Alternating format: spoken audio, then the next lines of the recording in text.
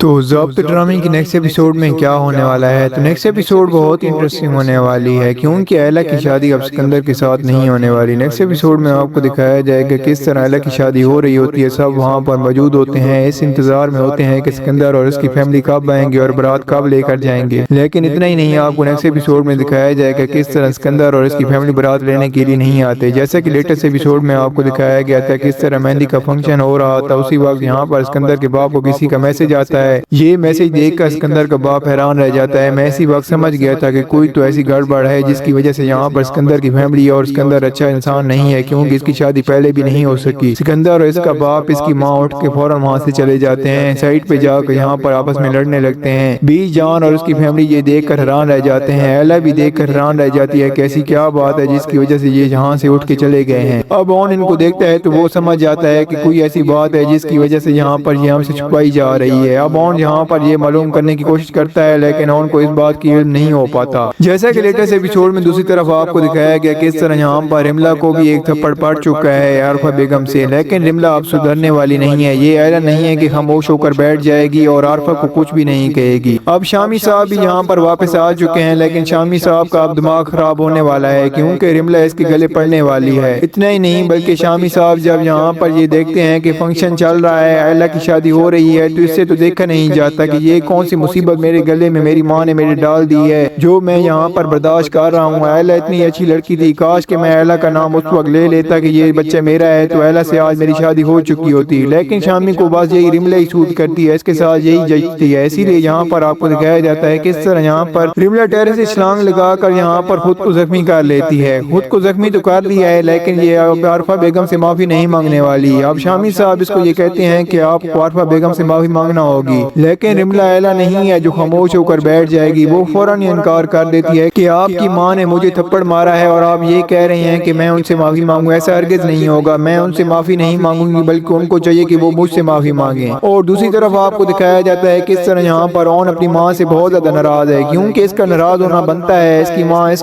کو کس طرح اس گھر میں اکیلا چھوڑ کر چلی گئی تھی، اس کے ساتھ جو کچھ ہوا ہے اس کی وجہ سے یہاں پر وہ برداشت نہیں کر پا رہا۔ اس کی ماں واپس آتی ہے تو وہ اس سے بہت زیادہ ناراض ہے، اس سے بات کرنا پسند نہیں کرتا۔ جیسے ہی رات اس سے بات کرنے کی کوشش کرتی ہے، وہ اون یہاں سے چلا جاتا ہے۔ اب یہاں پر ایلا نے بہت اس کو سمجھایا ہے کہ تم اپنی ماں سے اس طرح کی بات نہ کیا کرو اور تمہارے اپنی ماں کے ساتھ جو بھی اختلافات ہیں ان کو ختم کر دو، ایسا نہیں ہوتا، وہ تمہاری ماں ہے۔ لیکن ایلا کی بات بھی اون نہیں سنتا۔ نیکسٹ ایپیسوڈ میں آپ کو یہ بھی دکھایا جائے گا کس طرح یہاں پر اون اور رات کے درمیان بھی یہاں پر اختلافات ختم ہونے والے ہیں، کیونکہ رات ہی ہوگی جو ایلا کی شادی اب اون سے کروائے گی۔ تو بات کرتے ہیں ایلا کی شادی کی۔ نیکسٹ ایپیسوڈ میں آپ کو یہ دکھایا جاتا ہے ایلا کی شادی ہو رہی ہوتی ہے، بارات کا انتظار کیا جا رہا ہوتا ہے، لیکن بارات وہاں پر نہیں پہنچ پاتی۔ جب اون کو یہ معلوم ہوتا ہے کہ سکندر اور اس کی فیملی کو پولیس نے اریسٹ کر لیا ہے کسی کیس میں، تو یہ سب کچھ سن کر یہاں پر سبھی حیران رہ جاتے ہیں۔ اور زویا جیسے ہی ایلا کو جا کر بتاتی ہے تو ایلا کے تو پیروں تلے سے زمین نکل جاتی ہے، کیونکہ ایلا کے ساتھ پہلے ہی کتنے زیادہ ظلم ہو چکے ہیں، وہ اب یہ صدمہ برداشت نہیں کر پائے گی۔ اب بی جان جو ہمیشہ یہی چاہتی تھی کہ ایلا کی شادی میں اون کے ساتھ کروا دوں، اب یہاں پر راحت ہی ہوگی، اب یہ فیصلہ کرے گی کہ میں اپنے بیٹے